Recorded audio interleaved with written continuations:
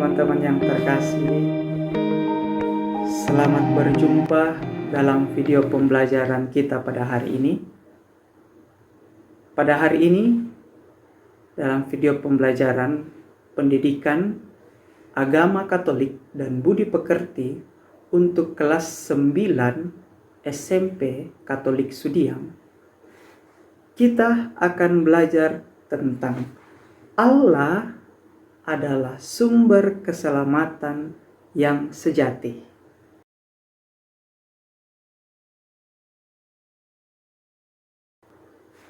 Tapi sebelum itu, sebelum kita memulai pelajaran agama kita,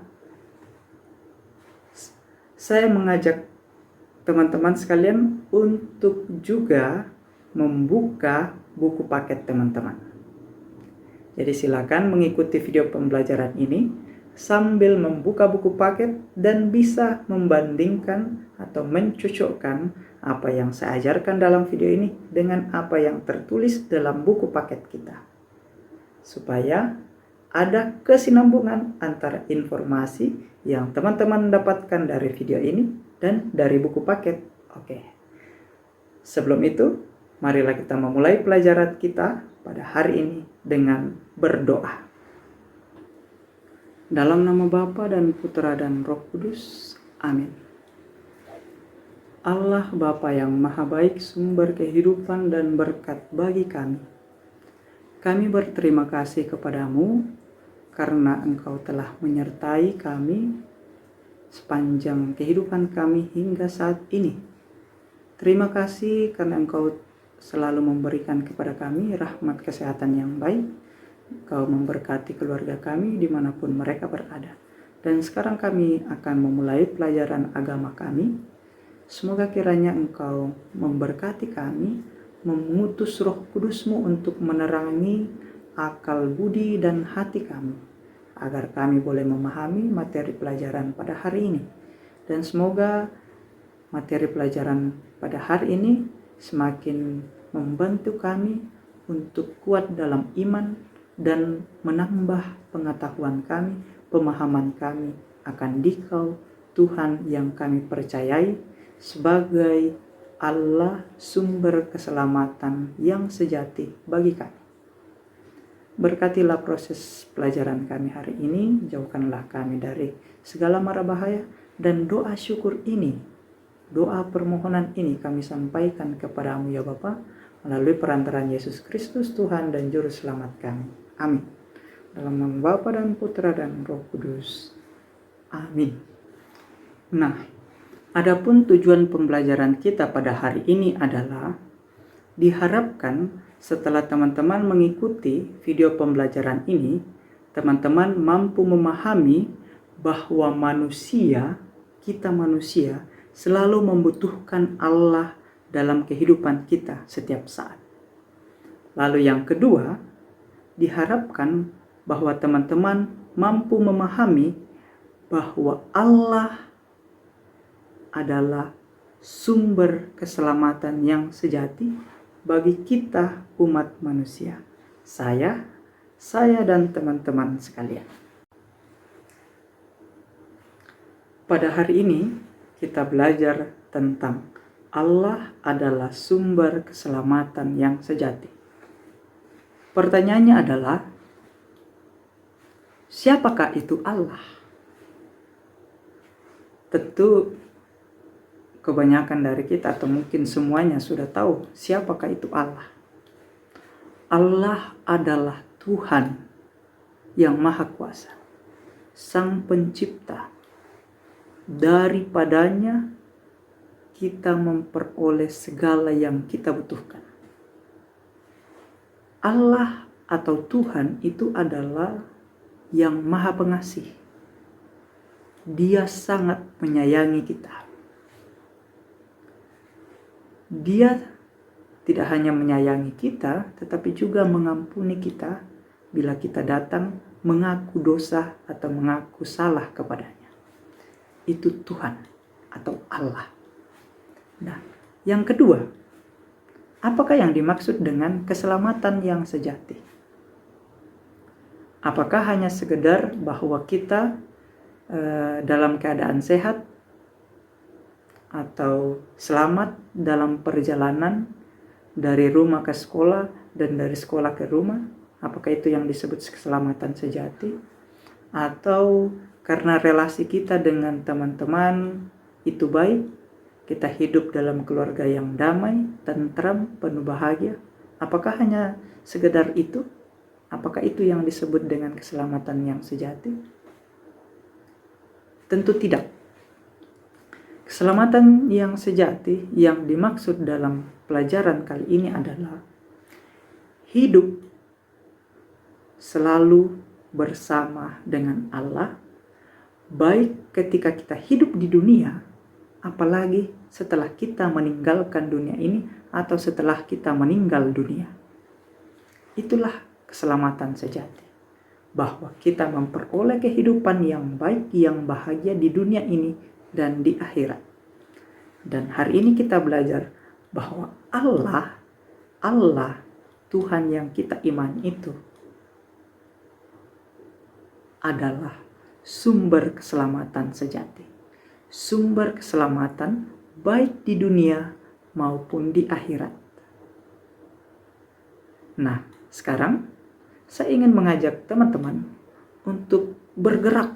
Mari kita membakar semangat kita, iman kita akan Allah yang menjelma dalam pribadi Yesus Kristus, Tuhan yang kita percayai sebagai jalan atau yang mampu mengantar kita sampai pada kesatuan dengan Allah.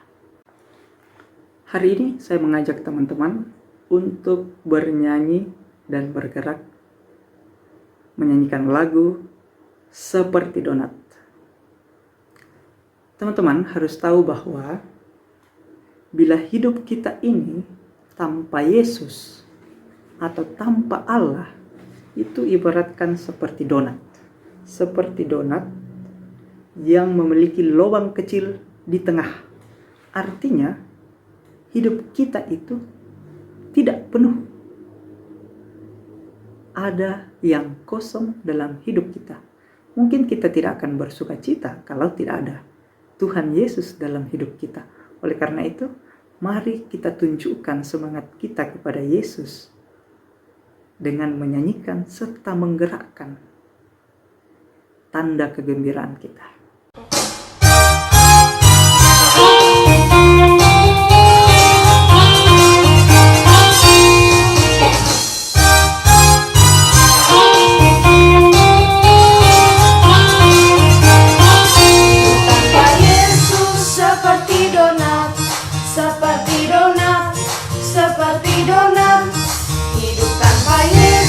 Seperti donat, ada lubang kosong di dalam hatiku.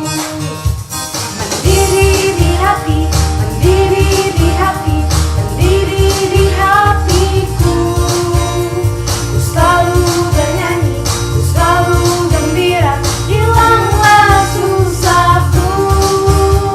Ku tak dapat mengerti maksud Tuhan sebelum ku dengar.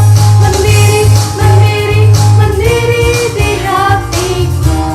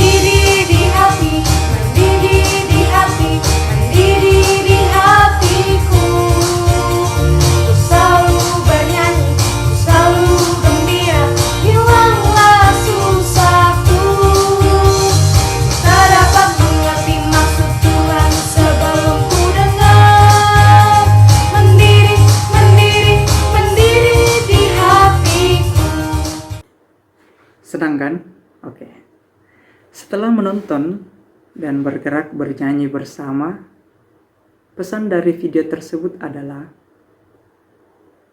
hidup tanpa Yesus itu seperti donat. Ada lubang kecil di dalamnya. Bila kita hidup atau membiarkan Tuhan Yesus itu hidup dalam diri kita, maka kita akan selalu bersukacita. Dalam hal ini, ingat bahwa Allah yang kita kenal, yang kita imani melalui pribadi Yesus Kristus, itu adalah sumber keselamatan yang sejati bagi kita. Yesus menjadi sumber sukacita yang sejati.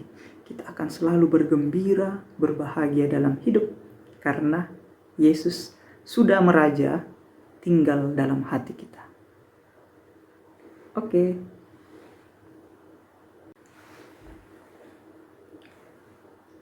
Poin pertama yang ingin saya ajarkan kepada teman-teman pada hari ini adalah bahwa manusia selalu membutuhkan Allah dalam seluruh hidupnya.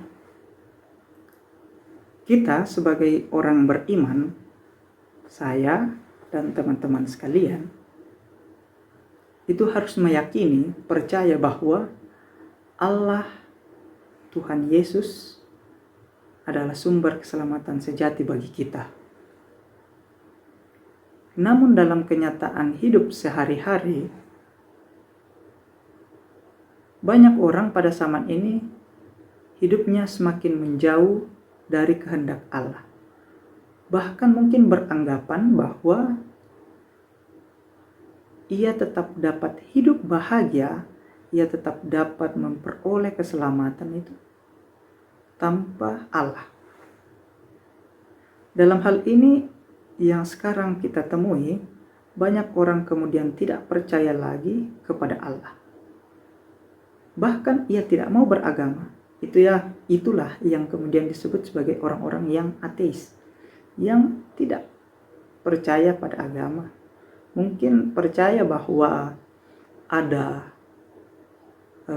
kekuatan di luar dirinya yang lebih dahsyat dari dirinya, tetapi dia tidak mau memeluk agama karena dia mungkin tidak percaya pada agama. Ada juga orang yang sama sekali tidak percaya pada Tuhan.